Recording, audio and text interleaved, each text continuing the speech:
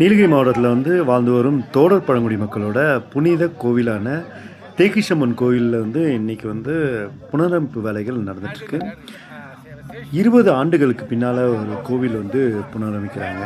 இது தோடர் மக்களோட தேக்கிஷம்மனோட பெண் தெய்வ கோவில். இந்த கோவிலுக்காக குந்தா கோத்தகிரி, அவலாஞ்சி மற்றும் பல்வேறு இடங்கள்லேருந்து போய் அஃபுல் என்ற புல் எடுத்துகிட்டு வந்து கோரக்குந்தா, கோடநாடு ஆகிய பகுதியிலேருந்து மூங்கில் எடுத்துகிட்டு வந்தோம். இந்த கோயிலை வந்து மிக சிறப்பாக வந்து கட்டமைச்சு வராங்க. இந்த சிறப்பு என்னென்னா 2 நாட்கள் நடைபெறும். இந்த கோவிலை முழுமையாக புறநடர்ச்சி முடிக்கிறதுக்கு 2 நாட்கள் ஆகும். முதல் நாளில் வந்து குழந்தைகள், பெரியவங்க எல்லாருமே ரொம்ப ஆசீர்வாதமாக வந்து அந்த அஃபுல் புல்லை எடுத்துகிட்டு போய் அவர்கள் கோவிலுக்கு கட்டுறதை வந்து மிகப்பெரிய ஒரு பொக்கிஷமாக நினைக்கிறாங்க. இந்த கோவிலில் வந்து நானும் கலந்துக்கிறது வந்து ரொம்ப மகிழ்ச்சி அடைகிறேன்.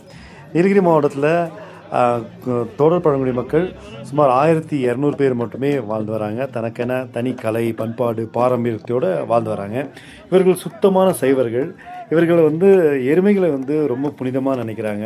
கடவுள் கொடுத்த பரிசாக நினச்சி வாழ்ந்துட்டு வராங்க. இவ்வாறு சிறப்புமிக்க பழங்குடி மக்களோட பயணிக்கிறதுல வந்து நான் ஒரு புகைப்பட கலைஞராகவும் ஒரு ஆவணப்பட கலைஞராகவும் நான் வந்து பயணப்படுறதுல வந்து ரொம்ப பெருமையாக இருக்குது. இவர்களோட வாழ்வியல் முறையில் வந்து ஊட்டி ஆவண மையம் நிறைய தரவுகளை வந்து சேகரித்து வச்சுருக்கு. அந்த தரவுகளை வந்து இது ரொம்ப முக்கியமானது. ஏன்னா 20 ஆண்டுகளுக்கு பிறகு இந்த கோவில் வந்து புனரமைப்படையுது. என்னோடய 16 ஆண்டு பயணத்தில் வந்து இது வந்து முதல் முறையாக இருக்குது. எனக்கு ரொம்ப மகிழ்ச்சியாக இருக்குது. அந்த கோவிலை புனரமைக்கிறத வந்து பார்க்குறதும், அந்த பெரியவர்கள் வந்து எல்லாம் கலந்துக்கிறதும் வந்து ரொம்ப மகிழ்ச்சியான தருணங்கள். இது பார்க்கும்போது என் வாழ்வில் வந்து சிறந்த தருணங்களை வந்து இயற்கை தருதுன்றது நான் ரொம்ப மகிழ்ச்சி அடைகிறேன். இந்த தேக்கிஷம்மன் கோயிலோட திருவிழா இன்று தொடங்கி இன்று முழுவதும் நடந்து நாளைக்கு மத்தியானம் வரைக்கும் நடக்கும். அதுக்கு பின்னால் தான் வந்து அந்த கோயிலோட முழுமையான பணிகள் வந்து நிறைவு பெறும்.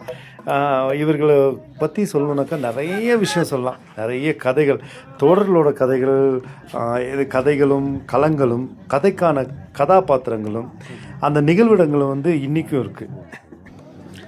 இந்த கோவில் குறித்து மோகன் அண்ணன் வந்து நிறைய விஷயங்களை வந்து சொல்லியிருக்காரு. எதிர்வரும் காணொலிகளில் வந்து முழுமையாக காணலாம்.